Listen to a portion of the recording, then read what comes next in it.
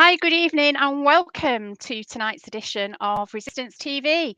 My name is Sean, and I'll be the host this evening. And tonight we've got our resident academic with us, Rod Driver.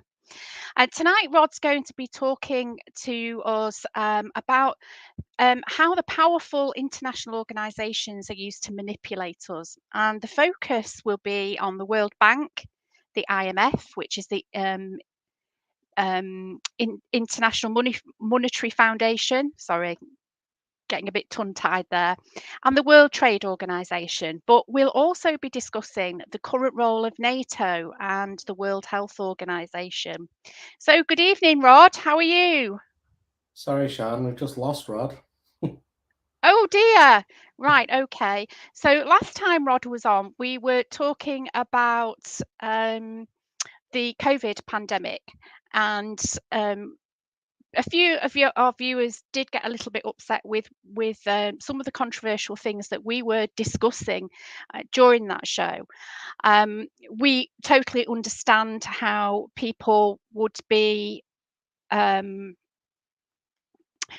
about that if they've had relatives who have passed away due to COVID, or they've had relatives who have been seriously ill with long COVID, etc. We're not saying that COVID doesn't exist. Obviously, it does. But there are discussions and debates to be had around the way that the pandemic was handled. So I'm hoping Rod will be able to come back to us very shortly.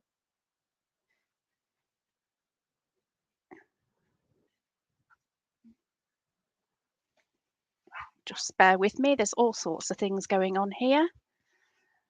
Okay.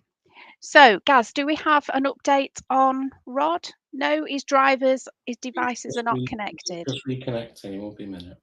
Okay.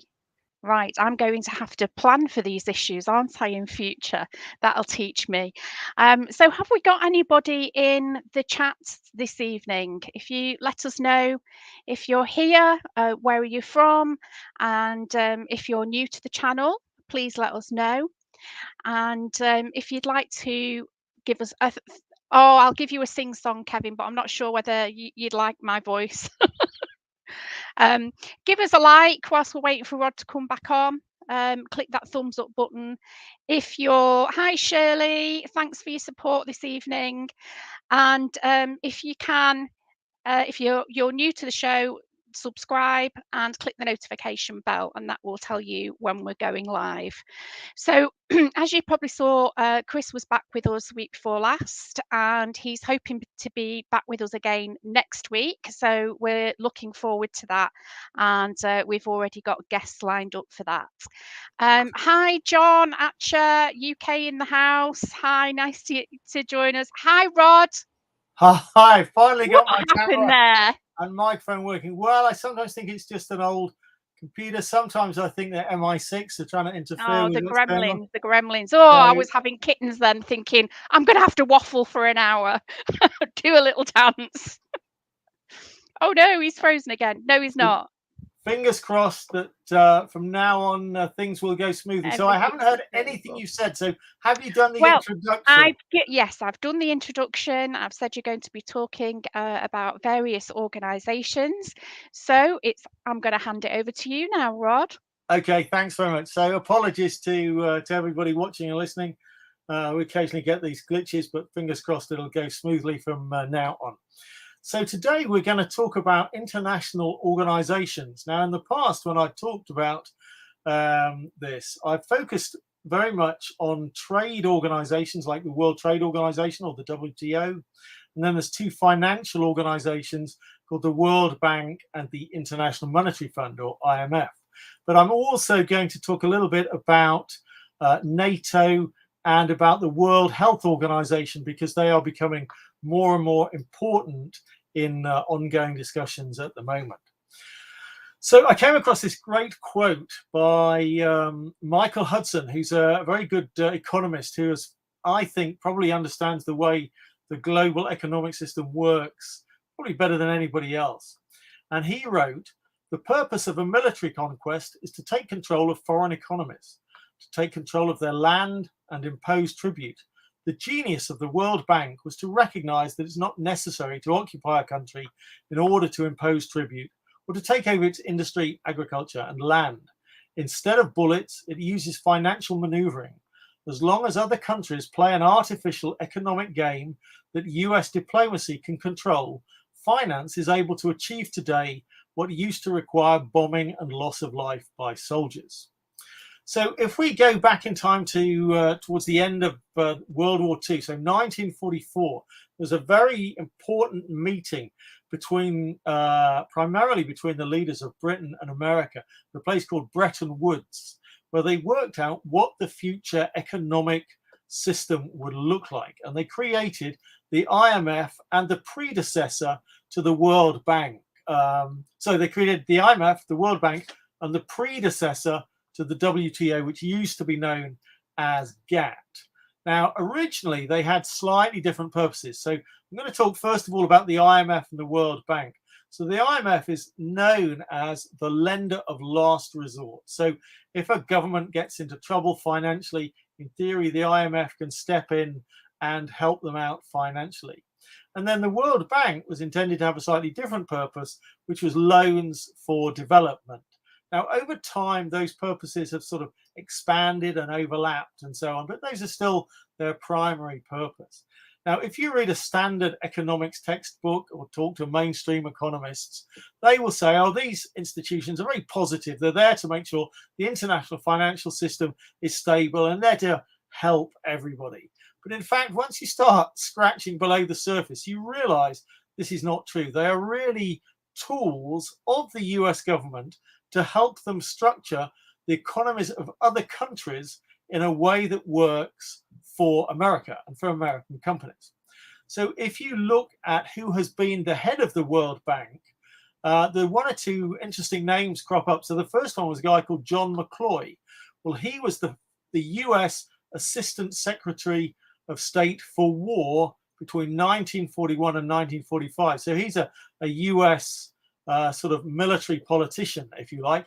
And then later on, very famously, the World Bank was headed by a guy called Paul Wolfowitz, again, another American, and he became notorious for supporting the Indonesian dictator Suharto whilst he was committing genocide in Indonesia. So you start to realize that actually, if you have these organizations run by senior people from the US establishment, they will run them in a way that benefits Americans. And one of the things people have noted over the years is that whenever these organizations make loans, they attach very strong conditions to those loans. Now, we've actually talked about the economic policies that come along with these loans in the past. So they are privatization, deregulation, removing controls on the movement of money, and austerity. And of course, some people will be familiar with the term austerity because we suffered from it quite a lot after the financial crisis in 2008. So when Michael Hudson writes about the World Bank, he's pointed out that most of their loans are not to help a country develop something like food security, where it grows food for its own people, but it actually grows crops for export. But the problem with doing this is that you require land to grow those export crops on. And often that means removing the crops that were used in the first place to provide food for the nation.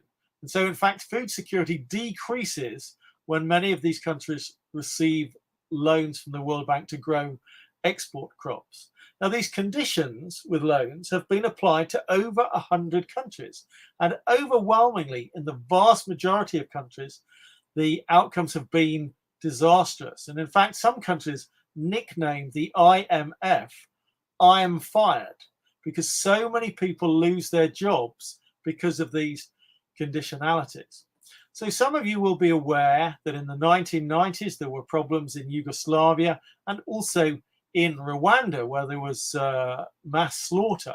But what most people are not told when they're watching the mainstream news is that both Rwanda and Yugoslavia had been completely ravaged economically by IMF conditions, which were intended to devastate the economy but restructure it for the benefit of companies from advanced nations. Now, interestingly enough, the IMF and the World Bank are big enough that they have lots of different departments.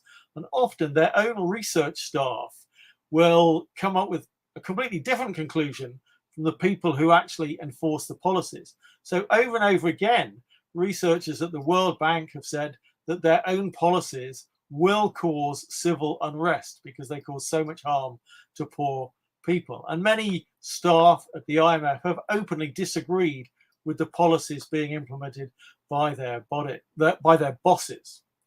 And the other thing that researchers have noted is that the most successful countries, so if you look at China more recently, Taiwan, South Korea, and also countries like Malaysia, that they have done policies that are very different from what the IMF and the World Bank recommend. In particular, they have retained control on money.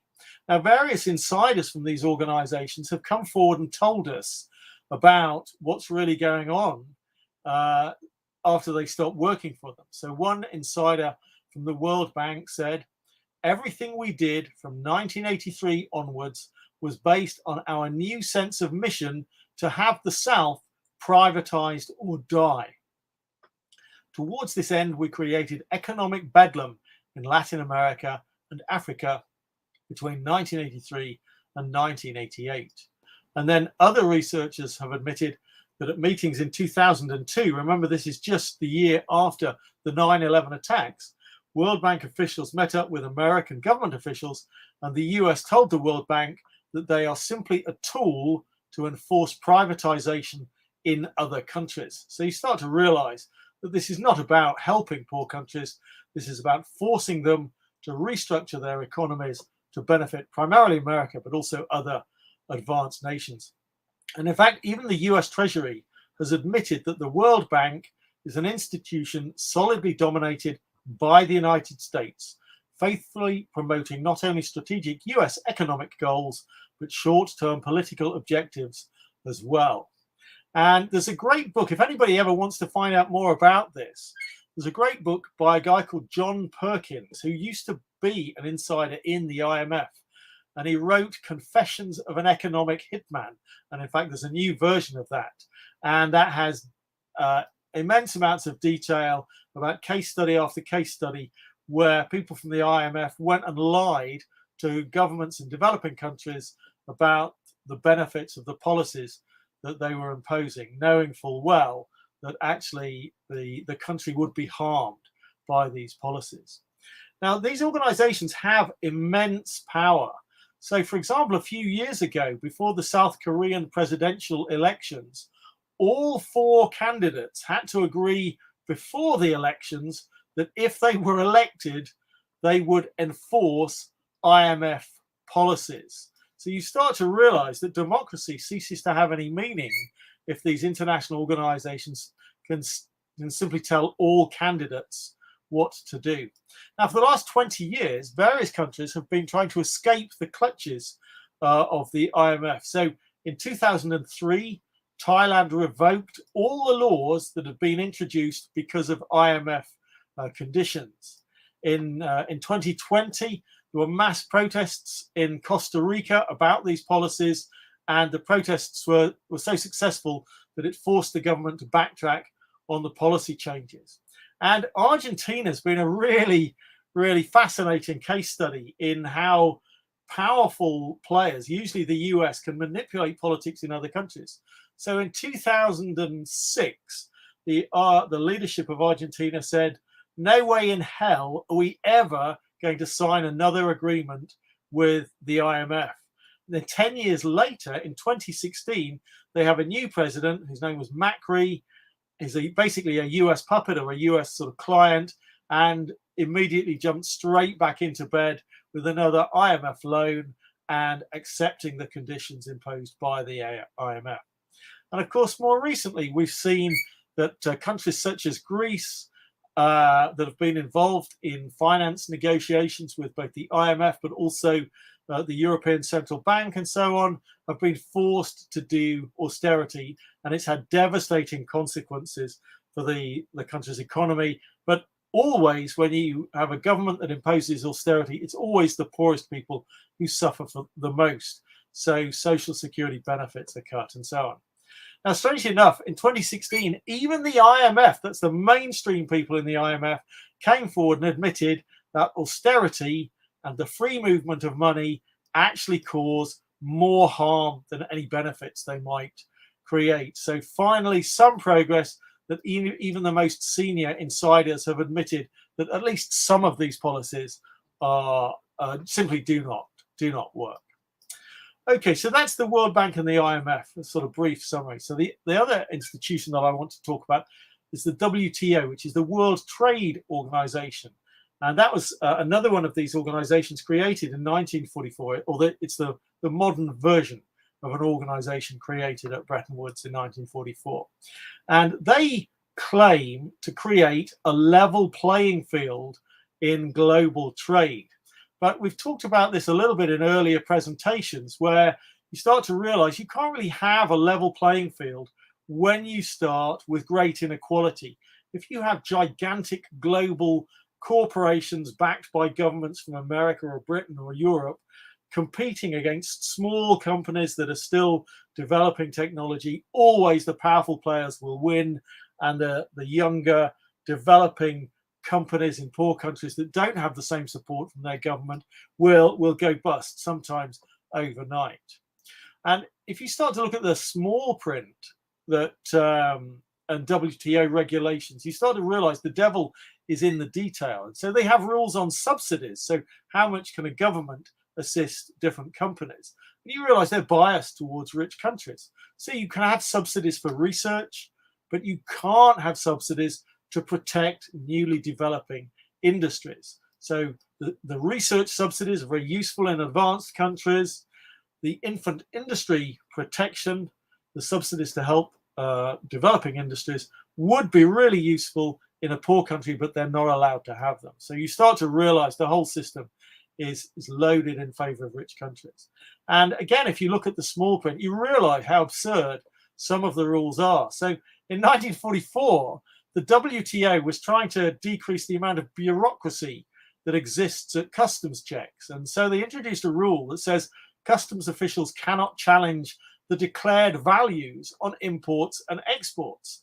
Well, of course, that's just a license to commit fraud by any importer or exporter that is prepared to lie about the value of any of the goods that it imports and exports. And that enables powerful companies to get away with not paying a lot of tax that they should be paying.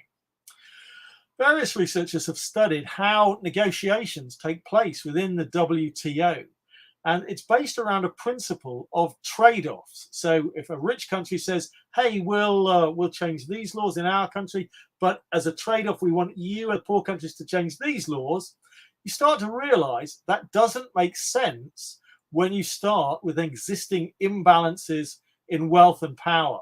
What should be happening is for rich countries to make concession after concession after concession to help poor countries. But that isn't the way the system works. And also, there are huge numbers of negotiations. So at the peak, there were over 1,000 negotiating meetings per year. Now, a rich country can easily employ all the bureaucrats and all the legal experts it needs to attend 1,000 meetings a year.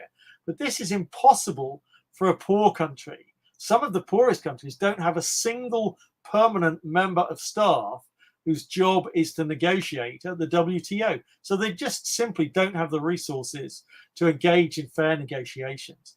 And in fact, quite a lot of the negotiations take place in secret. So a small group of negotiators from advanced countries, so usually that's Europe and America, it can also include Japan and Canada and Australia and so on, they will meet in secret, they will determine policy, and then they will try and force poor countries to adopt those policies. So the WTO always claims that it's trying to help poor countries, but all the evidence indicates that actually in the real world, it's not doing that at all. It's all about helping rich countries exploit poor countries. So many of the rules that have been created as WTO rules were actually written by American corporate lawyers. So the rules on agriculture and trade in grain and so on were written by one of the world's biggest grain companies. That's a US company called Cargill. And the rules on intellectual property, patents and so on, were initially drafted by Pfizer, the pharmaceutical company, which is becoming more and more notorious as information about the way it's manipulated its vaccine trials emerges in the United States. So the WTO has what it calls expert panels of 3 experts who will engage in, whenever there's a dispute between one country and a company, there'll be a panel who make a judgment on whether or not the company is allowed to do what it wants to do, or whether laws are acceptable, and so on. But in fact, various researchers have looked into this in great detail, and they summarized them as follows. And I think it's a little bit of a long quote, but I'm going to read it out in full because it's worth sort of hearing exactly what goes on. Acting as the supreme global adjudicator, the WTO has ruled against laws deemed barriers to free trade. It has forced Japan to accept greater pesticide residues in imported food. It has kept Guatemala from outlawing deceptive advertising of baby food. It has eliminated the ban in various countries on asbestos and on fuel economy and emission standards for motor vehicles. It has ruled against marine life protection laws and the ban on endangered species products. The European Union's prohibition on the importation of hormone-ridden US beef had overwhelming popular support throughout Europe, but a 3-member WTO panel decided the ban was an illegal restraint of trade. The decision on beef put in jeopardy a host of other food import regulations based on health concerns. The WTO overturned a portion of the US Clean Air Act, banning certain additives in gasoline because it interfered with imports from foreign refineries. So you start to realize that these people who are on these 3-member panels determining what rules are acceptable and are not are trade experts. They're not experts in health or safety or the environment, and they have a bias against rules that are intended to protect health, safety, or the environment. And penalties for poor countries if they do not go along with these rulings can be quite severe. And in fact, in the year 2000, the WTO actually ruled that US tax policy is unfair. Now, nobody realized that the WTO had this much power, that it was actually able to make rulings on the domestic policies of advanced nations. And so from that point onwards, a lot of people, even mainstream insiders, have questioned why an organization has that much power, because clearly this is undermining democracy. So there's a great question. Why do politicians agree to these policies? And in 1995, there's an American sort of consumer campaigner called Ralph Nader. And he actually offered $10,000 to any politician who would read the WTO agreement that American politicians were about to vote on. And in fact, one senator took up that offer. He read the whole thing and he answered some questions about it. So he demonstrated that he had read it, he had understood it, and so on. And he was the one American politician who voted against it.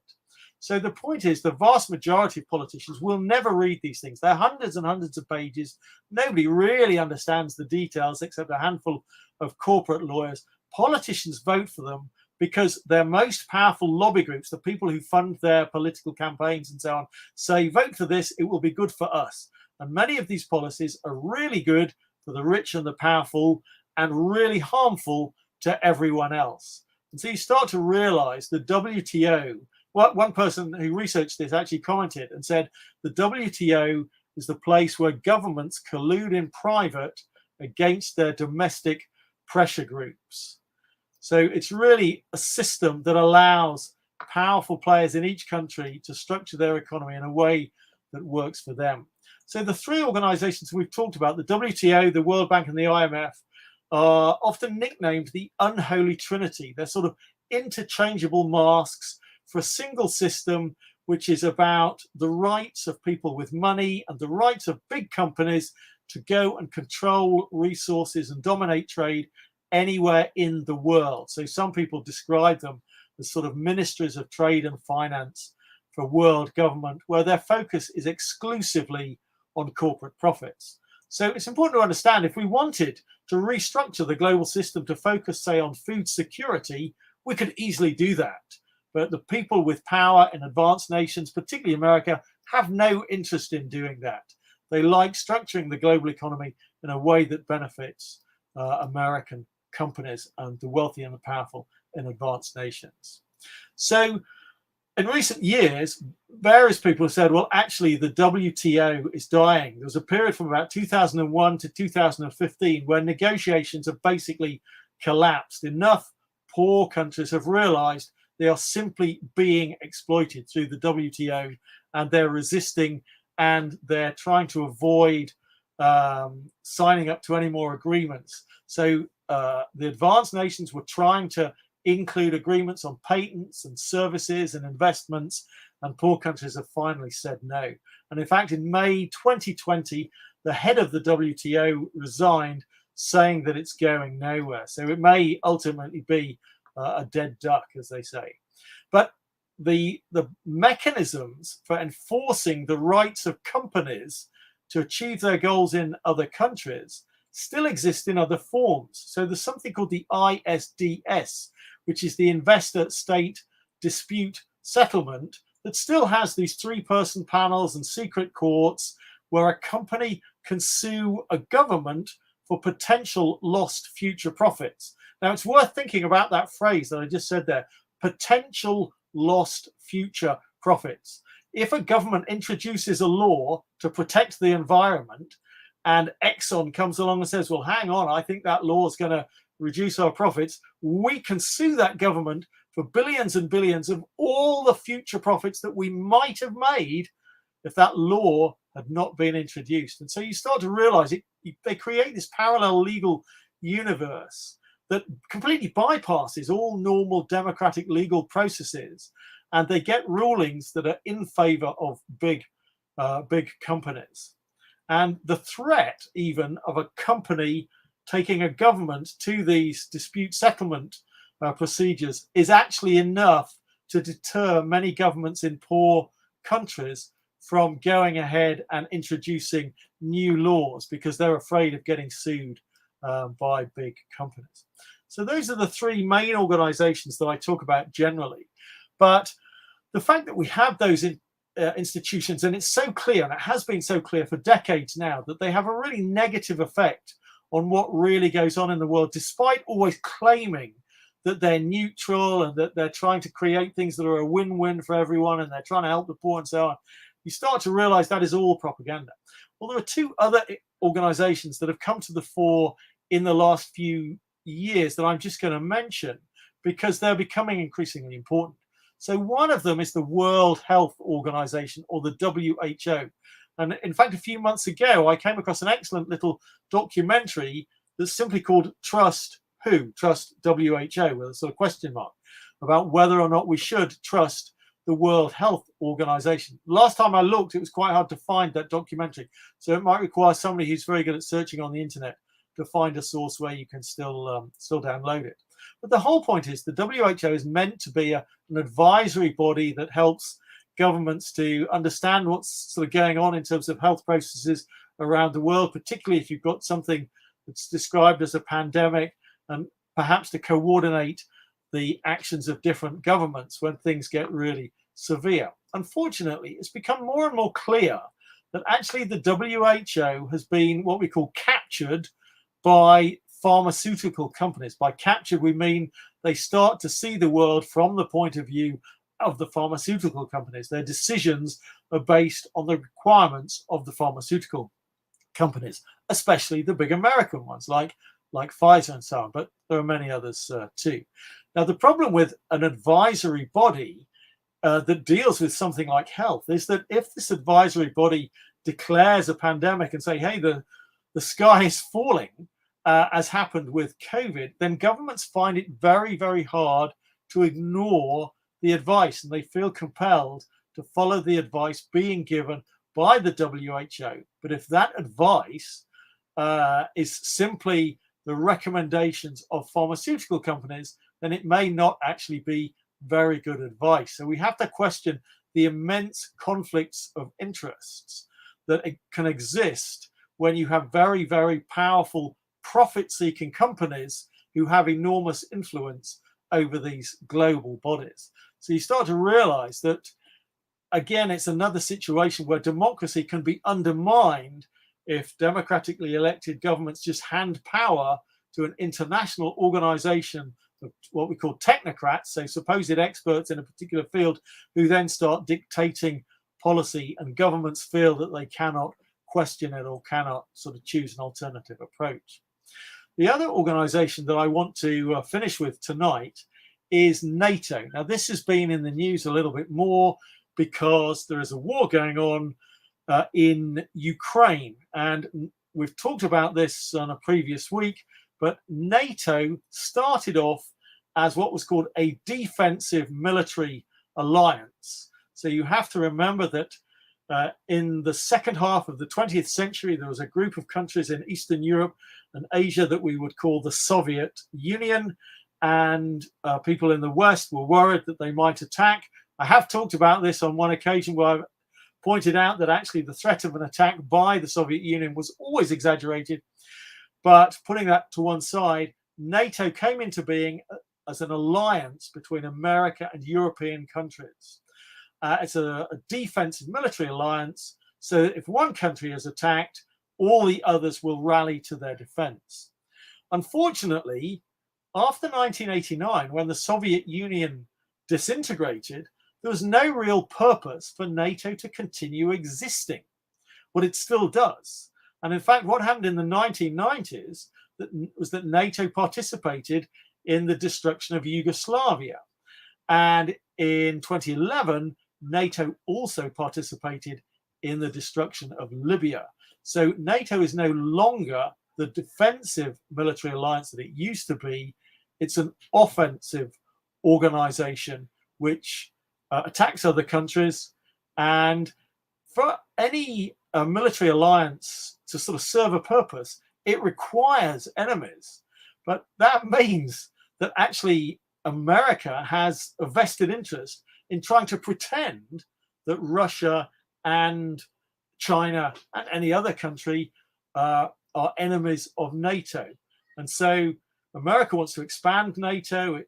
It's trying to introduce Sweden and Finland into NATO at the moment, although the last analysis I looked at was saying that Turkey is not playing ball with those negotiations. So it'll be interesting to see how that develops. But the whole point is that if you keep expanding this military alliance closer and closer to Russia's borders, then Russia is going to feel more and more threatened. And so it's not going to lead to positive outcomes. It would be far, far better to start saying, well, NATO really doesn't serve any useful purpose in the 21st century. What we should be trying to do is to create Europe and Asia, so European countries, Russia, China, and all the other European and Asian countries actually working together and cooperating to create a more peaceful and more prosperous situation in the future. So they have peace agreements and they have other agreements not to put weapons in different countries and so on. Now, for a number of months, we've been told by the mainstream press that Ukraine is winning this war.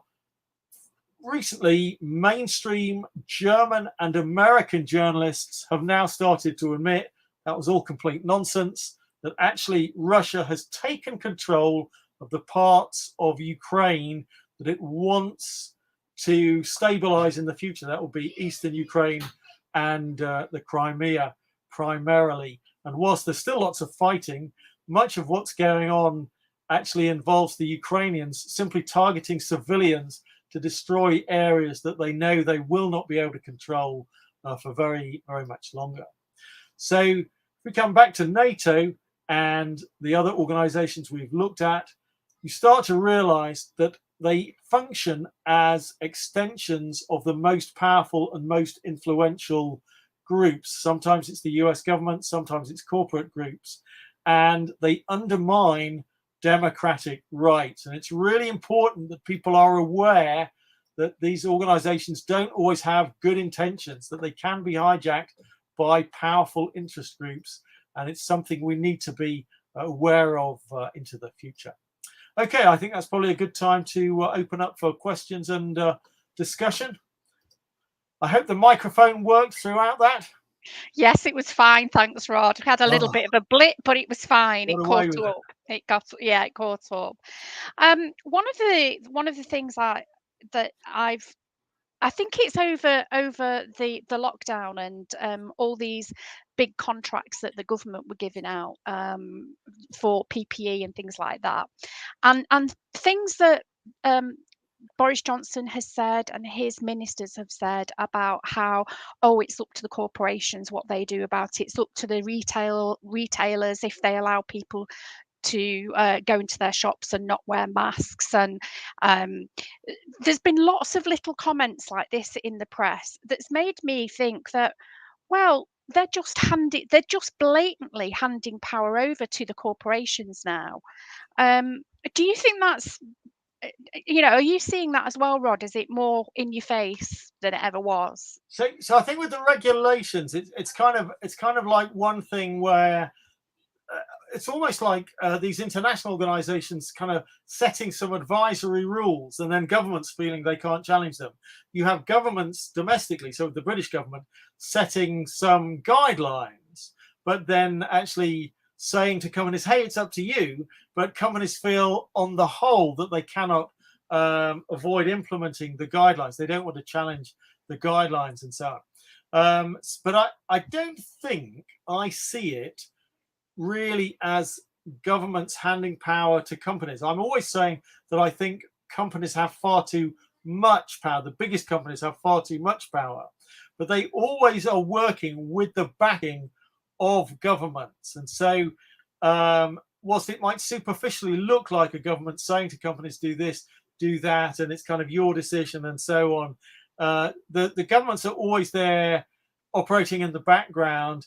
And they're always having quiet conversations with senior executives from the most important companies, the banks and the tech companies and the pharmaceutical companies and so on. And we're never privy to these conversations. But there's no doubt that it's a combination of government and powerful companies working together to achieve goals that they see are in their interests, which often may not be in the interests of the vast majority of the population.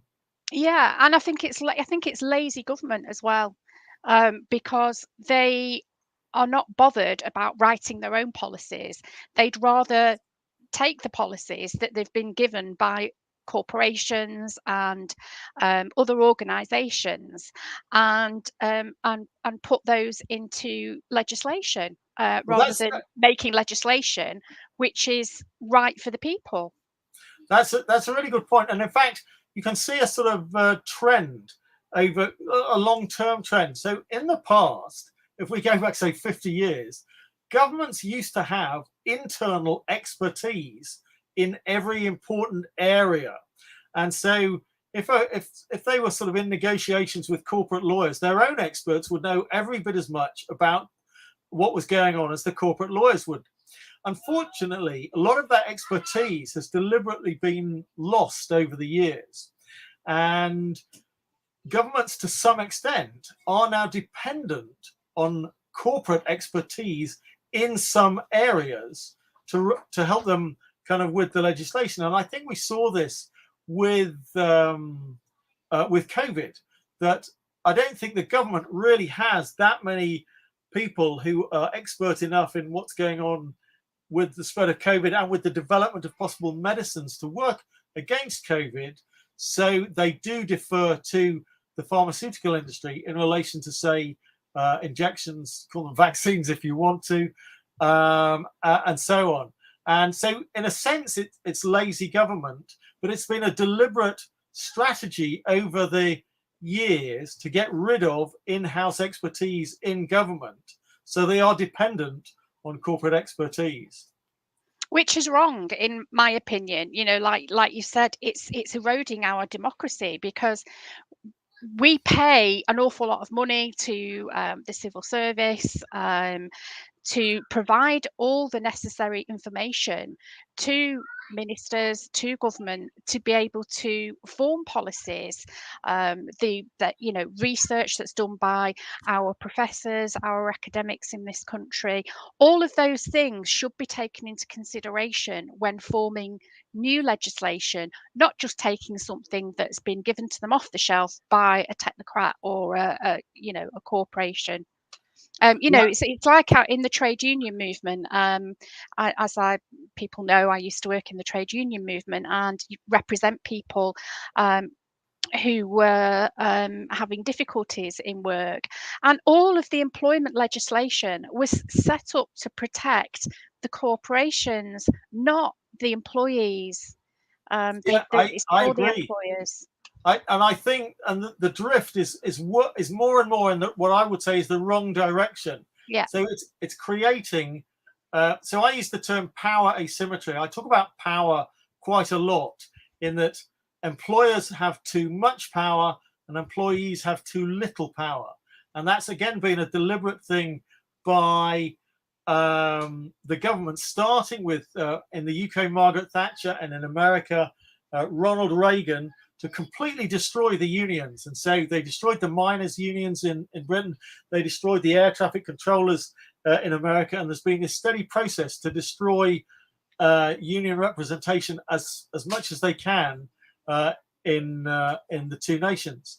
And I think it's a terrible way to run a country. And I think we're going to start to see really serious negative consequences developing in the next few years. And I think it'll be even worse in America. I think inequality will be worse. Poverty for the poorest people will be worse. We already have masses of people using food banks in both countries. And I think that's only going to get worse. And at some point, we have to work out how we're going to take back power. And that isn't just a question of kind of how do you find a political party that might represent ordinary people, but it's also a question of saying, how do we change the balance of power in negotiations with employers and so on, so that employers don't have the right to fire and rehire everybody on worse terms and conditions whenever they feel like it, and so on, because the long-term effect of that is simply going to be to wreck our societies. Yeah, which we've seen over the last 10, 20 years, haven't we? I mean, this 0 hours contract first came in before my mum retired. Mum's 80 this year. So that's over 20 years ago when they brought in the 0 hours contracts. I know she finished her contract at a retail store that she worked in for many years on a 0 hours. They just sort of brought those in, and that was under a Blair government. That was under a Labour government as well.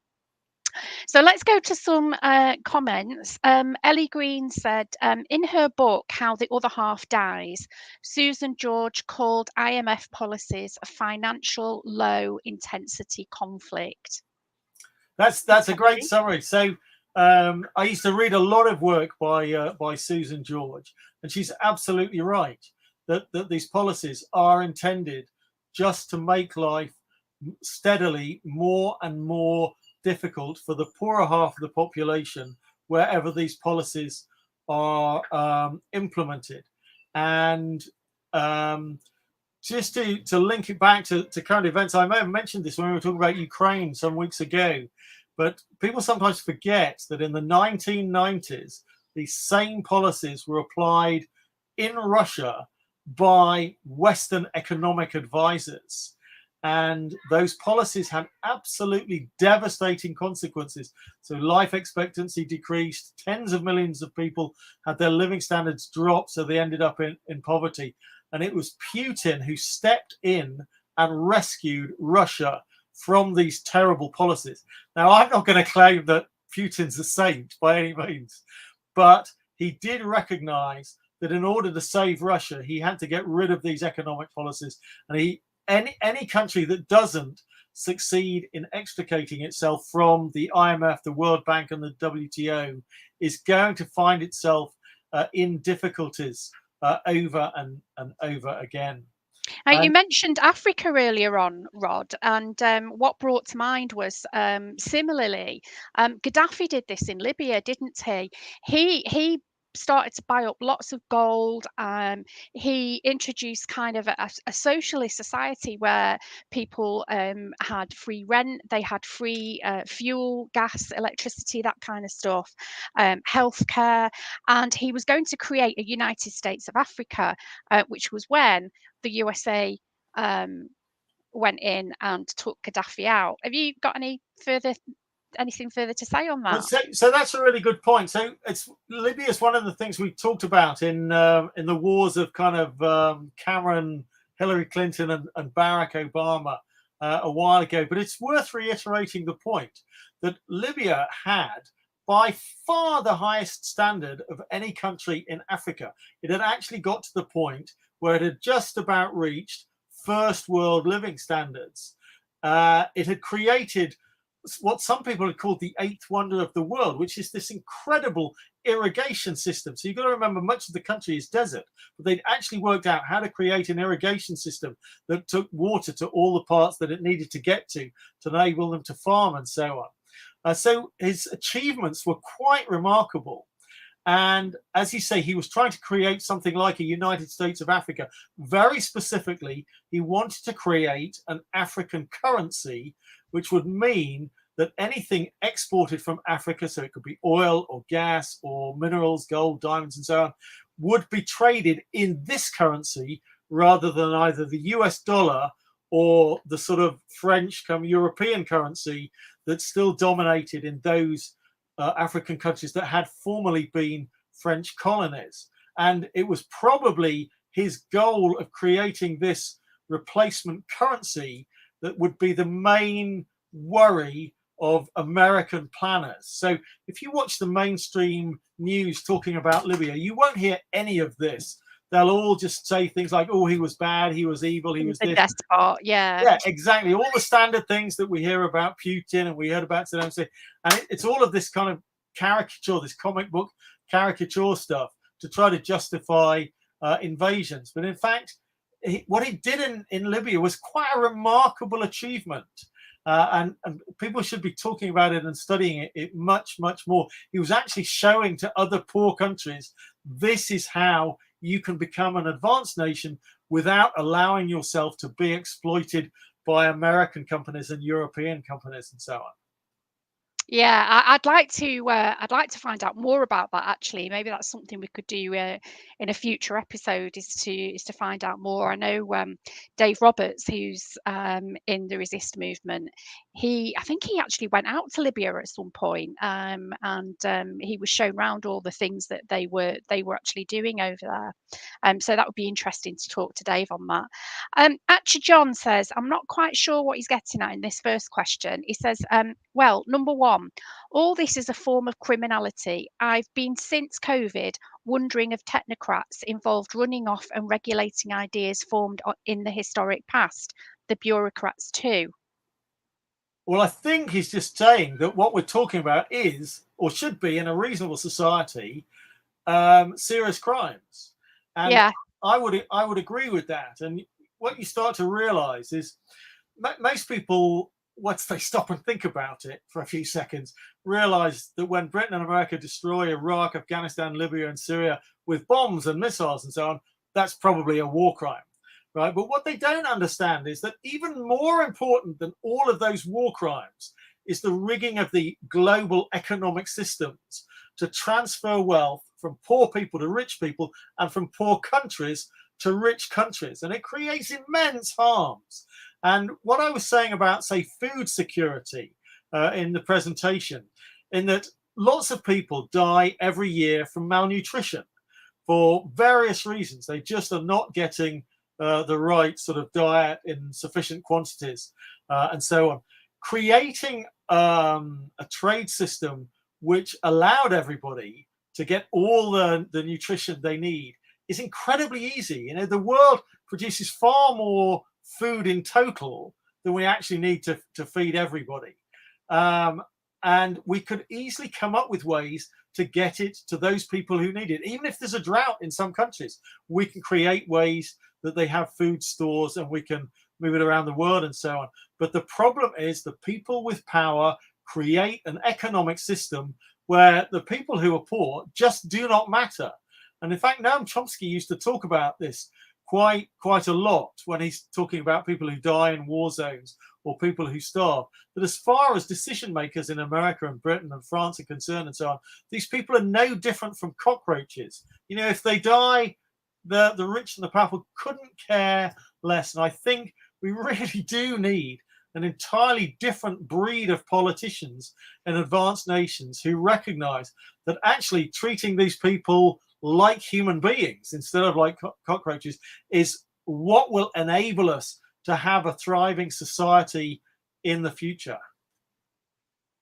Yeah, I couldn't agree more. And the more power and the more money you've got, you know, we can't take them on, you know, and it's as simple as that. I mean, you know, I've talked about again, I'm going back to, you know, my own experiences, but you know, I've been quite open about the troubles I had with the Israeli lobby, and they had power and money behind them. I couldn't financially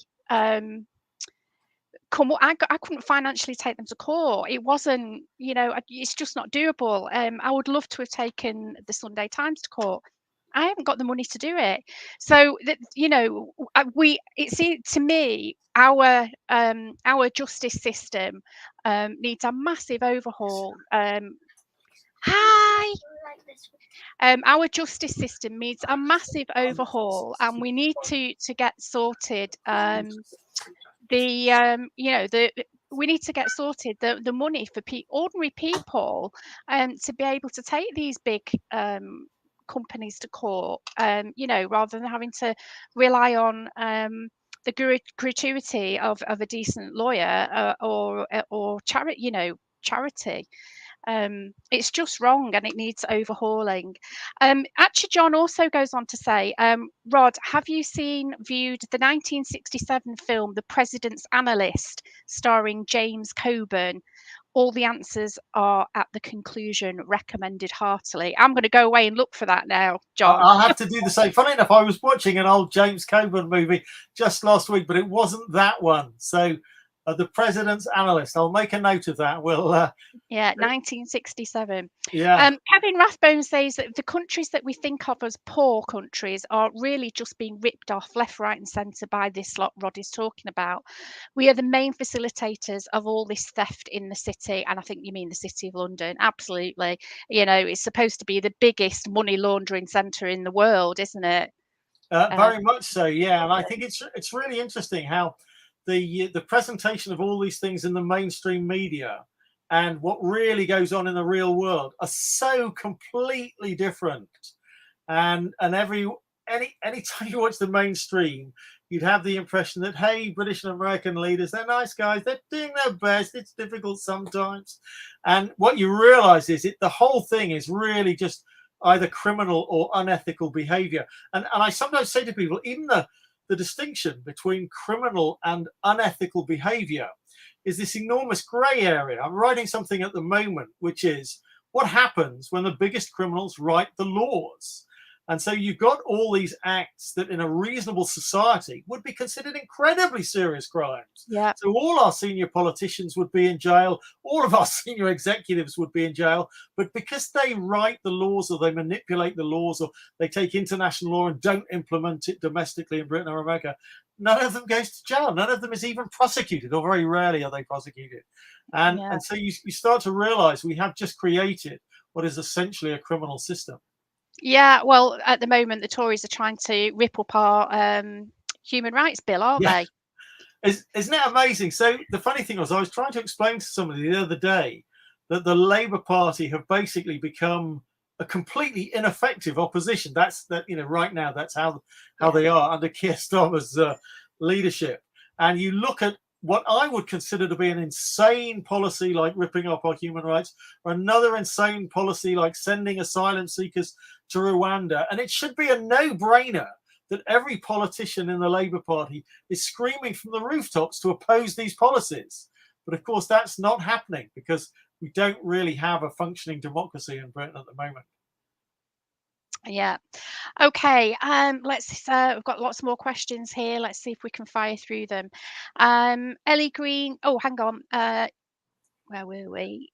We've done Kevin's. Shirley Lysat said, was it Doris? I think Nadine Doris, who said that they have to check with donors over some policy or other. I must have missed that. So it's perfectly possible. I haven't seen that particular quote. Yeah, you'll have to So give us more information on that, Shirley. That would be quite interesting to look into a bit more. Ellie Green over on Facebook says transnational companies, TNCs, have had way more power than governments over the past 40 years. So can I just kind of respond to that? Because quite a lot of people have written books, some academics have written books about the power of transnational companies. And they give the impression that the companies are separate from the governments of advanced nations. But this is not the case.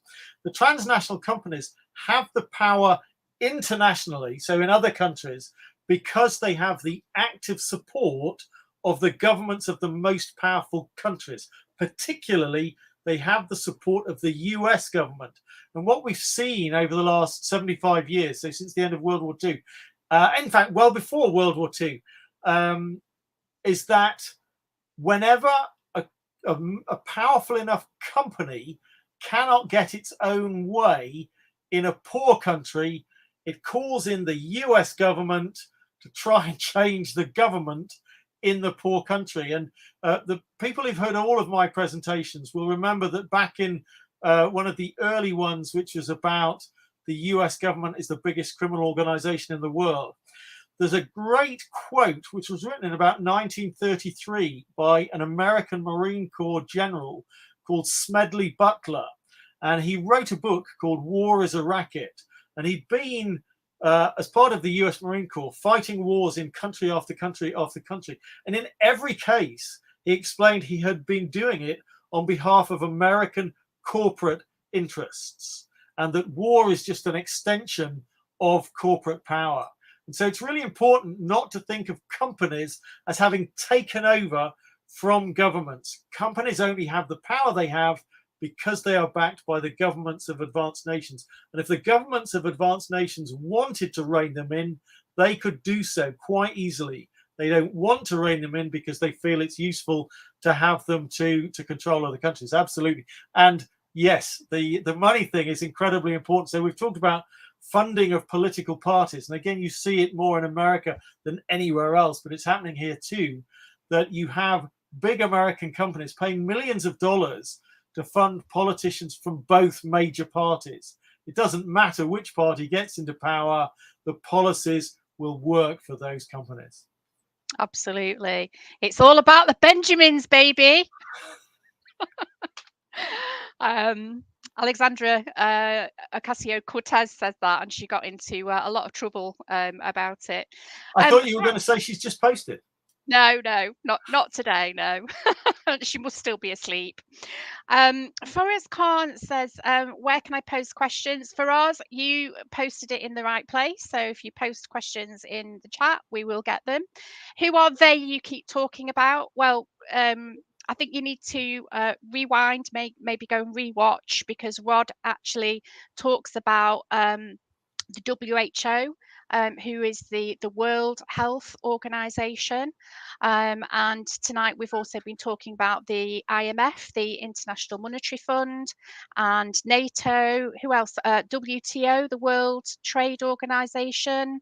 We've talked about quite a lot of different organizations tonight. So if you do a rewind, you will catch what Rod has been talking about. Can I just comment on that? I think you might be asking, who is it who's kind of wanting to exploit poor countries? So if people have missed earlier things about US foreign policy, which we've talked about over the months, all of these, the three financial organizations, so the World Bank, the IMF, and the WTO, they're extensions of US foreign policy. And so what I talk about is the most powerful decision makers in the United States. So that would be the senior politicians, the senior bureaucrats, who we tend not to see because they're behind the scenes, but they're just as important as politicians in making decisions, and the senior executives of the biggest companies. And they together form like a state within a state, particularly in the United States, but you'd have something similar operating in Britain, where there's a lot of sort of secret discussions behind the scenes, and they make most of the policy, and they are the ones who determine whether or not they want to overthrow the government of Venezuela, whether or not they want to overthrow the government of Pakistan, whether or not they want to provide weapons to Ukraine, and so on. Yeah, I mean, indeed, Pakistan is a really good one. I don't think we've actually brought this subject up since it's happened, but Imran Khan was overthrown, wasn't he, by Yeah. the US, and they've installed a government who are led by people who are actually out on bail at the moment, or pending trial, or something like that. Disgusting.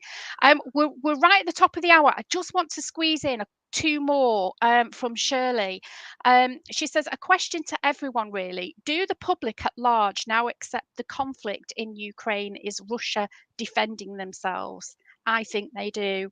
And she also then just goes on quickly to say, Julian Assange is only abused, terrorized and kidnapped to keep the military industrial complex wheels turning. They're making his abuse public too. I totally agree with that. Just quickly, Rod. I'll just do those quickly. So it's great to mention Julian Assange because he's forever being persecuted, and it really is important. We keep trying to work together to try and get him released as soon as possible. The Ukraine thing is interesting because I talk to lots of ordinary people, and they've fallen for the mainstream propaganda hook, line, and sinker. So it may be the case that more and more of them are starting to work out what's really going on, in the same way that if you look at the number of people who took, say, booster shots relative to the first line of vaccinations, more people are questioning them. People gradually wake up, but I think still the majority buy into the mainstream narrative on Russia and Ukraine from what I've seen. But certainly in other countries, particularly Germany, I've definitely seen more critical commentary in the mainstream press. But I haven't yet sensed that happening in Britain. No, because we have to keep up this facade that it's worth us sending all our billions of pounds over there to help the winning side, which I think everyone is starting to realise they're not. And it's and they're just, our bombs are just destroying civilians in the Donbass. I was watching a report by Patrick Lancaster yesterday, and there's very small villages in the Donbass who are coming under incredibly intense shelling at the moment. There's no military there. There's absolutely no reason for Ukraine to be targeting them. There's no Donetsk People's Republic there. There's no Russians there. There was no reason for them to be shelled, and yet there was 2 people killed yesterday, just sat outside like a roadside cafe bar, having a drink on a nice day.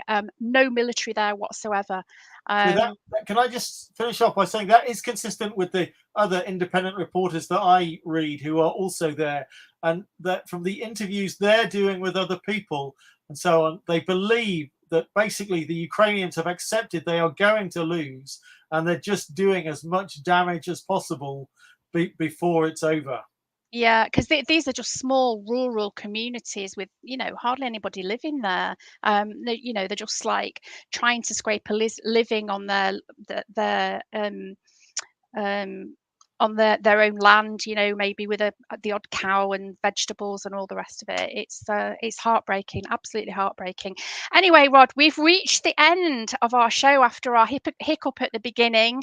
Thank you again so much for coming back. I hope we'll talk again soon when you've done some more research. I want to thank everybody for joining in the chat this evening and for watching us. Thank you so much. Chris will be back here next week, and just watch social media. We'll tell you who he's got coming on, and we'll see you next week. Bye for now.